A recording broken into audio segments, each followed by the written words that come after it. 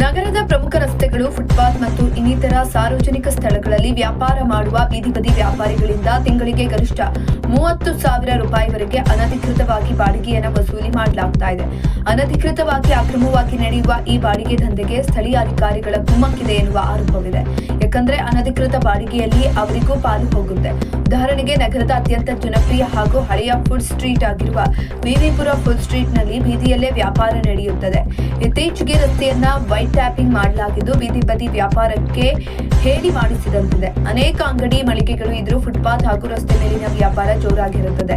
ಹೇಗೆ ಫುಟ್ಪಾತ್ ಮೇಲೆ ವ್ಯಾಪಾರ ಮಾಡುವ ಕೆಲವರು ಹತ್ತಿರದ ಅಂಗಡಿಯವರಿಗೆ ಮಾಸಿಕ ಬಾಡಿಗೆಯನ್ನ ಪಾವತಿ ಮಾಡುತ್ತಿದ್ದಾರೆ.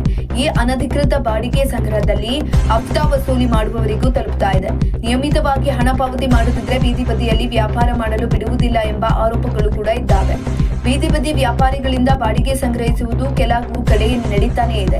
ಹೀಗಾಗಿ ಬೀದಿ ಬದಿ ವ್ಯಾಪಾರಿಗಳ ಶೋಷಣೆ ಮತ್ತು ಎತ್ತಂಗಡಿ ಮಾಡುವುದನ್ನು ತಪ್ಪಿಸುವುದಕ್ಕೆ ವಿಶಾಲವಾದ ಫುಟ್ಪಾತ್ ಇರುವ ಕಡೆ ಅನಧಿಕೃತವಾಗಿಯೇ ಪಾಲಿಕೆಯಿಂದ ಮಾರ್ಕಿಂಗ್ ಮಾಡಿಕೊಡಬೇಕು ಎನ್ನುವ ಬೇಡಿಕೆಯನ್ನ ಇಡಲಾಗಿದೆ. ಈಗಾಗಲೇ ಮಲ್ಲೇಶ್ವರಂ, ಕೆಆರ್ ಮಾರ್ಕೆಟ್ ಸೇರಿದಂತೆ ಕೆಲವು ಪ್ರದೇಶಗಳಲ್ಲಿ ಬೀದಿ ಬದಿ ವ್ಯಾಪಾರಿಗಳಿಗಾಗಿ ಜಾಗ ಮಾರ್ಕಿಂಗ್ ಮಾಡುವ ಯೋಜನೆ ಜಾರಿ ಮಾಡಲಾಗ್ತಾ ಇದೆ. ಇದರಿಂದ ಪಾಲಿಕೆಗೆ ಸ್ವಲ್ಪ ಆದಾಯವೂ ಬರ್ತಾ ಇದೆ. ವ್ಯಾಪಾರಿಗಳ ಶೋಷಣೆ ತಪ್ಪುತ್ತದೆ ಎಂದು ಬೀದಿ ಬದಿ ವ್ಯಾಪಾರಿಗಳ ಸಂಘದ ಅಧ್ಯಕ್ಷ ರಂಗಸ್ವಾಮಿ ಹೇಳಿಕೆಯನ್ನು ಕೊಟ್ಟಿದ್ದಾರೆ. 5 ಪಾಲಿಕೆಗಳಿಂದ ನಗರದಲ್ಲಿ ನಡೆಯುತ್ತಿರುವ ಒತ್ತುವರಿ ತೆರವು ಕಾರ್ಯಾಚರಣೆ ಪ್ರಶ್ನಿಸಿ ಹೈಕೋರ್ಟ್ ಮತ್ತು ಸುಪ್ರೀಂ ಕೋರ್ಟ್ ಮೊರೆ ಹೋಗುತ್ತೇನೆ ಅಂತ ಬೀದಿ ಬದಿ ವ್ಯಾಪಾರಿಗಳ ಸಂಘದ ಅಧ್ಯಕ್ಷ ರಂಗಸ್ವಾಮಿ ತಿಳಿಸಿದ್ದಾರೆ.